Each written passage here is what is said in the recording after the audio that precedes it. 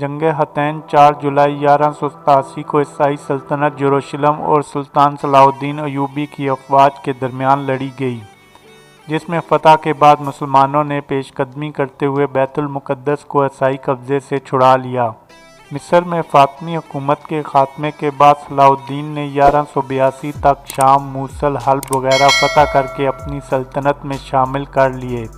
اس دوران صلیبی سردار رینالڈ کے ساتھ 4 سالہ معاہدہ صلح طے پایا، جس کی روح سے دونوں ایک دوسرے کی مدد کرنے کے پابند تھے،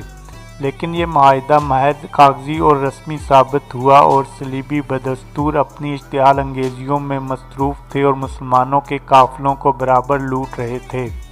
1186 میں عیسائیوں کے ایک ایسے ہی حملہ میں رینالڈ نے یہ ناپاک جسارت کی کہ وہ دیگر عیسائی جنگجو امراء کے ساتھ شہر نبوی مدینہ منورہ پر ناپاک حملے کی غرض سے حجاز مقدس پر حملہ آور ہوا۔ صلاح الدین ایوبی نے ان کی سرگرمیوں کی روک تھام کے لیے فوری اقدامات کیے۔ نبی آخر الزماں صلی اللہ علیہ وآلہ وسلم کے اس حقیقی غلام نے اس بدبخت صلیبی سردار رینالڈ کا فوری تعاقب کرتے ہوئے اسے حطین کے تاریخی مقام پر جا لیا۔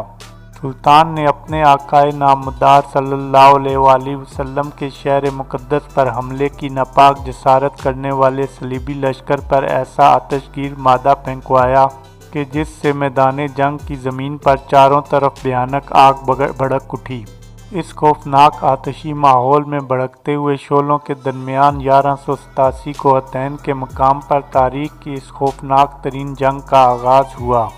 جس کے نتیجے میں 30,000 سے زیادہ عیسائی حملہ آور جہنم واصل ہوئے اور اتنے ہی قیدی بنا لیے گئے۔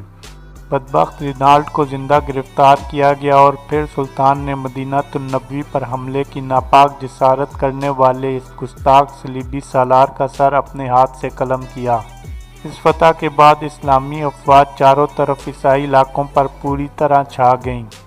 جنگ حطین کی شاندار فتح کے فوری بعد صلاح الدین ایوبی نے بیت المقدس کی طرف رخ کیا۔ 7 دن کی خونریز جنگ کے بعد عیسائیوں نے ہتھیار ڈال کر سلطان سے رحم کی اپیل کی، اور یوں پورے 91 برس کے بعد قبلۃ الاول بیت المقدس دوبارہ مسلمانوں کے قبضہ میں آ گیا۔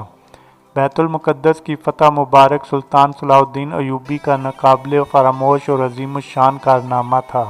فتح بیت المقدس کے موقع پر اللہ کی طرف سے نصرت و مدد کی وجہ جنگ حطین کی خونریز معرکے میں شہر نبوی مدینہ منورہ کی حفاظت و حرمت کے لیے والہانہ سربکف لڑنے